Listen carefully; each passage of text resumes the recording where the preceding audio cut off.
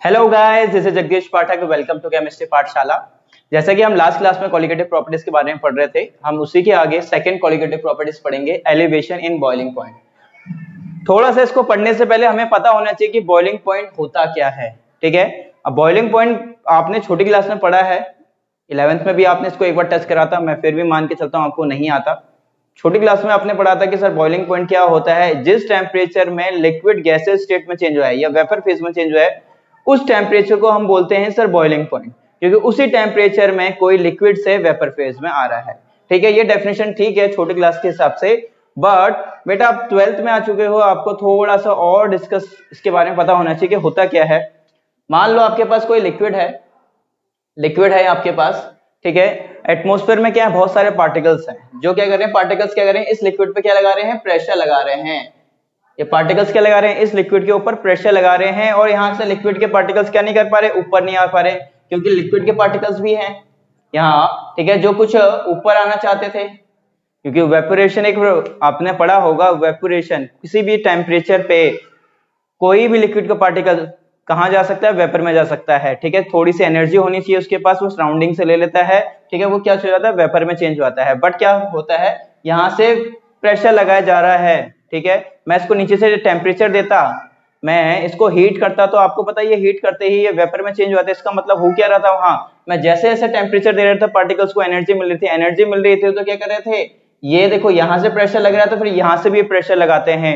जब ये प्रेशर और ये प्रेशर बराबर हो जाता है, तो उस टेम्परेचर में ये इक्विलिब्रियम की स्टेट में आ जाती है। इसका मतलब वेपर कभी भी यहाँ से लिक्विड वेपर में जा सकता है, और वेपर कभी भी लिक्विड में आ सकता है, ये स्टेट आ सकती है। अब देखो बॉइलिंग पॉइंट क्या है, ये ऐसी स्टेट है जब लिक्विड के पास या एटमॉस्फेरिक प्रेशर लग रहा है लिक्विड के ऊपर, जब एटमॉस्फेरिक प्रेशर और यहां से जो लिक्विड द्वारा प्रेशर लगाया जाएगा या वेपर प्रेशर जो लगाया जाएगा, वो क्या हो जाए, इक्वल हो जाए। ठीक है, द टेम्परेचर, और कौन सा टेम्परेचर में, ठीक है, the temperature at which the vapour pressure of the liquid, जो वेपर प्रेशर जो लग रहा था लिक्विड पे, वो क्या है, ऑफ द, जो वेपर प्रेशर जो लगा था liquid, become equal to the atmospheric pressure. जब ये दोनों प्रेशर बराबर हो जाएं, ठीक है, इक्विलिब्रियम की स्टेट में आ जाए, तो क्या सकते हैं कि सर ये क्या सा टेम्परेचर होगा, ये होगा बॉइलिंग पॉइंट। बॉइलिंग पॉइंट में ही ऐसा होता है कि दोनों बराबर हो जाते हैं और ये अप एंड डाउन कर सकते हैं। ठीक है, वेपरेट भी हो सकते हैं, कंडेंस भी हो सकते हैं। ठीक है, ये है आपका बॉइलिंग पॉइंट। ठीक है, अब देखते हैं कोलिगेटिव प्रॉपर्टीज में हम ये क्यों पढ़ रहे हैं, एलिवेशन इन बॉइलिंग पॉइंट। देखो बेटा, कोलिगेटिव प्रॉपर्टीज तो मैंने बताया था, वो ऐसी प्रॉपर्टीज है जो कोई भी सॉल्वेंट में मैं सॉल्यूट डाला हूं, वो भी सॉल्यूट कैसा, नॉन वोलेटाइल सॉल्यूट डाला हूं, और आपका जो सॉल्यूशन बनेगा वो भी क्या बनेगा, डाइल्यूट सॉल्यूशन बनेगा। उसके बाद कुछ प्रॉपर्टीज में चेंज आता है, उसकी प्रॉपर्टीज में चेंज आता है। यहाँ किसमें चेंज, कौन सी प्रॉपर्टी में चेंज आएगा, यहाँ बॉइलिंग पॉइंट में चेंज आने वाला है।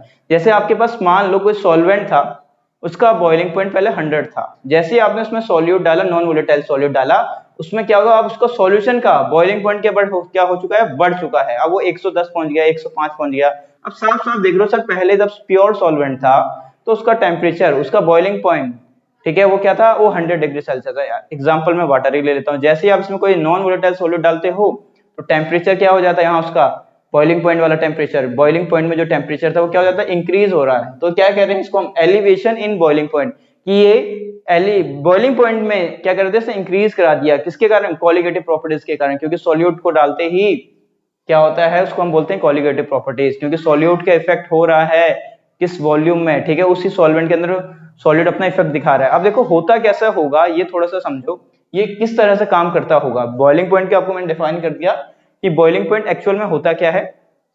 अब इसकी बात करते हैं, एलिवेशन इन बॉइलिंग पॉइंट, मैंने आपको जनरल तो बता दिया होता क्या है, the property of the rise in boiling point. देखो क्या हो गया, राइज कर गया आपका, property of the rise in the boiling point. The boiling point किसी भी सॉल्वेंट की एक प्रॉपर्टी होती है बॉइलिंग पॉइंट, ठीक है, वो आप क्या कर गया, वो बॉइलिंग पॉइंट कर गया, राइज कर गया। When some non volatile solute is added is called the elevation in boiling point. ठीक है, ये तो जनरल मैंने आपको बता दिया। अब मैंने लास्ट क्लास में भी आपको बताया था, लास्ट वीडियो में भी बताया था मैंने, तब इसका फर्स्ट पार्ट पढ़ा था। मैंने कहा था ये क्या है, P नॉट A, ये है vapour pressure of pure solvent A।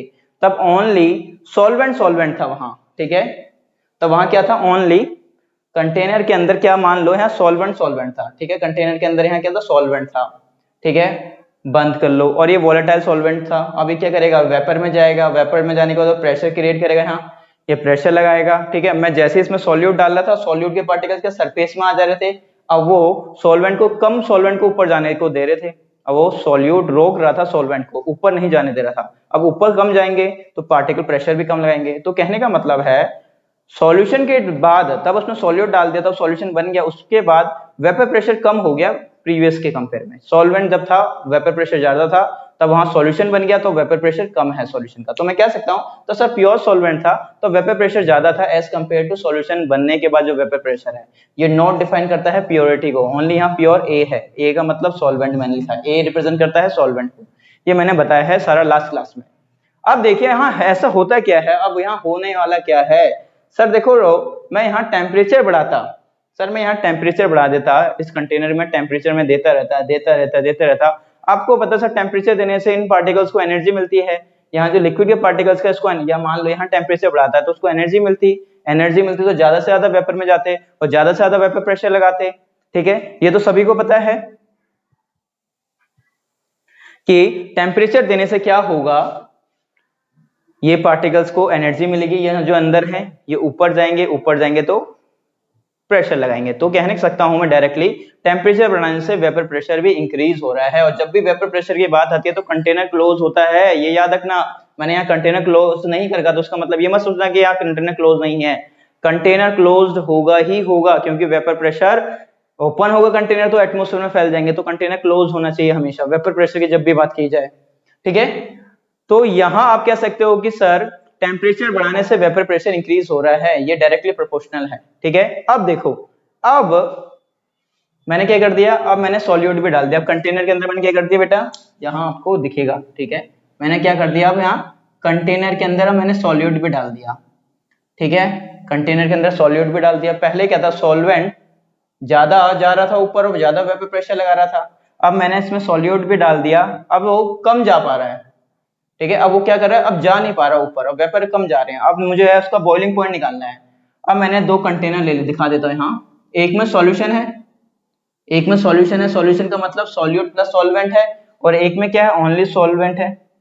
ठीक है, अब मैं इसको टेम्परेचर, इसका बॉइलिंग पॉइंट चेक करूंगा। सर सॉल्वेंट को तो बॉइलिंग पॉइंट जल्दी आ जाएगा, मैं सर यहाँ थोड़ा भी टेम्परेचर दूंगा तो सारे ऊपर चले जाएंगे पार्टिकल्स, और प्रेशर लगाएंगे इसको मतलब यहाँ सर बॉइलिंग पॉइंट जल्दी आ जाएगा, क्योंकि यहाँ तो ओनली सॉल्वेंट है और इसका, और ये वेपर में जाने के लिए तैयार बैठे हैं। ठीक है, और सॉल्यूट क्या था, सॉल्यूट रोक रहा था सॉल्यूशन के अंदर सॉल्वेंट को जाने के लिए ऊपर। अब मैं यहाँ टेम्परेचर दूंगा तो सॉल्यूट रोकता रहेगा। अब जो इसका बॉइलिंग पॉइंट था, मान लो अब इसका बॉइलिंग पॉइंट, ये तो इजिली ऊपर जा रहा था 100 डिग्री सेल्सियस मान लिया। ठीक है, अब सॉल्यूट भी है यहाँ इसके अंदर कंटेनर के अंदर, तो रोकेगा। ठीक है, 100 में नहीं जाने देगा, ये 110 105 में आपका इसका बॉइलिंग पॉइंट आएगा। ठीक है, 105। अब साफ साफ देख रहे हो कि सर यहाँ बॉइलिंग पॉइंट बढ़ चुका है, इस कंटेनर को ज्यादा एनर्जी देनी पड़ रही है कि ताकि यहाँ ये वेपर में जा पाए, सिंपली क्या हो पाए, बॉइलिंग पॉइंट में पहुंचने के लिए यहाँ आपको ज्यादा एनर्जी की देनी पड़ेगी, और सर यहाँ कम देने की पड़ेगी। ठीक है, तो यहाँ ज्यादा एनर्जी का मतलब ज्यादा टेम्परेचर ज्यादा बॉइलिंग पॉइंट। ठीक है, और यहाँ आपको कम एनर्जी देनी पड़ेगी तो जल्दी वो बॉइलिंग पॉइंट में पहुंच जाएंगे, और यहाँ आपको ज्यादा एनर्जी देनी पड़ेगी तो आपको ज्यादा टेम्परेचर देना पड़ेगा, तो उसका मतलब उसका थोड़ा सा सॉल्वेंट के कंपेयर में ज्यादा बॉइलिंग पॉइंट होगा।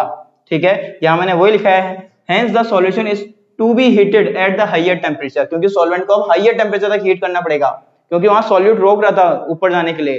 ठीक है, तो ज्यादा हीट करोगे तभी तो ऊपर जाएगा, तभी तो सारे वेपर में जाएंगे। ठीक है, तो यहाँ आपको ज्यादा हीट देनी पड़ेगी, ज्यादा टेम्परेचर देना पड़ेगा, तो उसका मतलब ज्यादा बॉइलिंग पॉइंट होगा, मेक द वेपर प्रेशर। और जब बॉइलिंग पॉइंट पहुंचाने का मतलब क्या है, यहाँ बॉइलिंग पॉइंट का पहुंचाने का मतलब यहाँ vapour pressure equal to atmospheric pressure. ठीक है, यहाँ मैंने डायरेक्टली आपको डायरेक्ट नहीं लिखा, मैंने यहाँ आपको लिखा है, यहाँ मैंने लिखा है ना कि आपको बॉइलिंग पॉइंट चेक करना है, तो बॉइलिंग पॉइंट का मतलब होता है क्या, वेपर प्रेशर जब एटमॉस्फेरिक प्रेशर के बराबर हो जाता है। ठीक है, अब इसका मैं थोड़ा आपको एक ग्राफिकल रिप्रेजेंटेशन बताता हूँ कि आप इसको किस तरह से समझ सकते हो। यहाँ आपका वेपर प्रेशर था, यहाँ आपका टेम्परेचर है।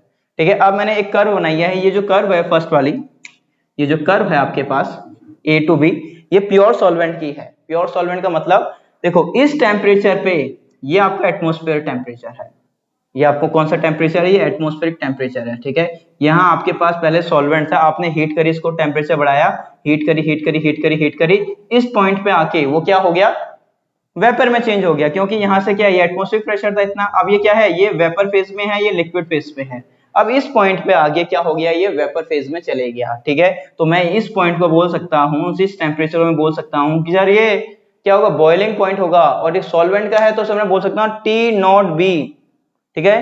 ये क्या है, टेम्परेचर है ऑफ प्योर सॉल्वेंट, या बोल सकता हूँ boiling point of pure solvent है ये, ठीक है। अब मैंने सॉल्यूशन मिला दिया, अब मैंने सॉल्यूट भी मिला दिया, इसमें सॉल्वेंट में सॉल्यूट मिला दिया तो सॉल्यूशन बन चुका है, ठीक है। अब मैं इसको कर्व बनाता हूँ, अब क्योंकि सॉल्यूट सॉल्वेंट को इजीली ऊपर नहीं जाने दे रहा, वेपर में बनने नहीं दे रहा, तो मुझे टेम्परेचर ज्यादा देना पड़ेगा, ठीक है। अब मुझे इसको ज्यादा टेम्परेचर देना पड़ रहा है, देखो मुझे ये था आपकी कंडीशन, यहाँ लिक्विड था, मैंने टेम्परेचर बढ़ाया बढ़ाया बढ़ाया बढ़ाया, इस टाइम पे आके, इस पॉइंट पे आके ये वेपर में जाएगा यहाँ, ठीक है। इससे पहले सारा लिक्विड फेज होगा, तो ये टेम्परेचर अब मैं चेक करूंगा टेम्परेचर के बिहाफ पे, तो सर ये टेम्परेचर होगा ना, ये क्या होगा, बॉइलिंग पॉइंट होगा किसका, सॉल्यूशन को, तो सर ये टीबी होगा, नोट नहीं लगाऊंगा, नोट ओनली प्योर कंडीशन में लगाना है, तो ये क्या है सर, ये बॉइलिंग पॉइंट ऑफ सॉल्यूशन है, ठीक है। आप साफ साफ देख रहे हो सर, टीबी क्या है, ज्यादा है as compare to pure boiling point of solvent, तो हमेशा टीबी ज्यादा होगा एज कंपेयर टू सॉल्वेंट, ठीक है, boiling point of the solvent. अब जब मुझे इन दिन के बीच में चेंज निकालना है, सर कितना बड़ा, कितना एलिवेशन आया, जो सर प्योर सॉल्वेंट के बेस पे और सॉल्यूशन के बेस में आप कंपेयर करते हो, सर कितना का चेंज आया, सर मैं डेल्टा टीबी बात करता हूँ, डेल्टा टीबी क्या है, एलिवेशन इन बॉइलिंग पॉइंट, ठीक है। तो क्या होता है, फाइनल माइनस इनिशियल, तो फाइनल क्या है, TB minus T naught B, यहाँ एक फॉर्मूला आपका बन चुका है, ठीक है। और यहाँ जो टर्म है T naught B boiling point of the pure solvent, TB आपका क्या है, आपका boiling point of the solution, और ये डेल्टा टीबी क्या है, ये आपका है एलिवेशन ऑफ बॉइलिंग पॉइंट। यहाँ से दो फॉर्मूले और होंगे, ठीक है। अभी मैंने आपको एक जनरल फॉर्मूला बता दिया है, आगे देखते हैं, आगे मैं आपको बताता हूँ कि नेक्स्ट फॉर्मूला क्या है। चलिए बच्चों, सेकंड फॉर्मूले को भी देख लेते हैं एक बार। जो फर्स्ट फॉर्मूला था वो मैंने बताया था delta TB equal to TB minus T naught B, मैंने बताया था कि सर ये एलिवेशन इन बॉइलिंग पॉइंट है, और ये क्या है सर, ये boiling point of the solution है, और ये minus boiling point of pure solvent की बात कर रहा है, ठीक है। अब देखिए हाँ आगे सेकंड फॉर्मूला क्या है, ये डेल्टा टीबी है, ये डायरेक्टली प्रोपोर्शनल टू आपका मोलैलिटी पे भी डिपेंड करता है, मोलैलिटी ऑफ सॉल्यूशन की, पूरे सॉल्यूशन की मोलैलिटी क्या है, और मोलैलिटी का फॉर्मूला क्या होता है। अब देखो डायरेक्टली प्रोपोर्शनल को हटाने के लिए पहले डायरेक्टली प्रोपोर्शनल को पार्ट को देख लेते हैं।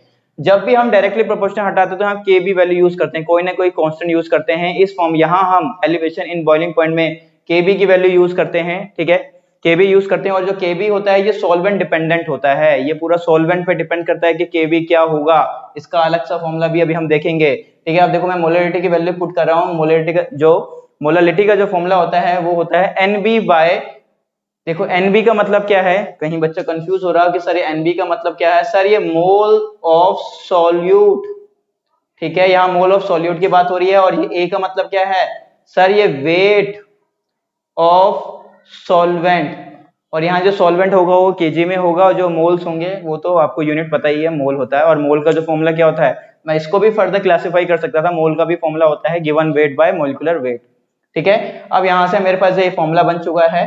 देखो जो कांस्टेंट है केबी को हम मोलल, देखो क्योंकि मैंने एम की बात करी है, ठीक है, जो मोललिटी का देखो जो मोलल, ठीक है, मोललिटी का मोलल एलिवेशन कांस्टेंट भी बोलते हैं इसको हम, जनरली ये यही यूज होता है क्वेश्चन में, ठीक है। या आप इसको boiling point of elevation constant भी बोल सकते हो, इसके दो तीन नाम है, केबी की बात हो रही है यहाँ, या आप इसे इबिलोस्कोपिक कांस्टेंट भी बोल सकते हैं, ठीक है। थोड़ा सा नाम थोड़ा अलग है, प्रोनाउंस करने में थोड़ा गलती हो सकती है, बट यही है आपके पास जो है, ठीक है। तीन नाम है इसके पास केबी को डिफाइन करने के लिए, ठीक है। जो चौथा फॉर्मूला होता है बेटा, इन केस आपको क्वेश्चन में केबी नहीं दिया, केबी एक कांस्टेंट है, जनरली दिया जाता है क्वेश्चन में, इन केस आपको केबी कांस्टेंट नहीं दिया तो केबी की वैल्यू क्या होती है, आर टी नॉट बी की स्क्वायर एम नॉट, ठीक है, divided by 1000 into delta vaporisation, ठीक है, हीट ऑफ वेपोराइजेशन है, ठीक है। अब यहाँ देखो है क्या ये केबी क्या है, ये आर क्या है बेटा, ये आर है गैस कांस्टेंट, ये आर क्या है, गैस कांस्टेंट है, सबको पता है, ये आपने पहले भी कई बार यूज करा है,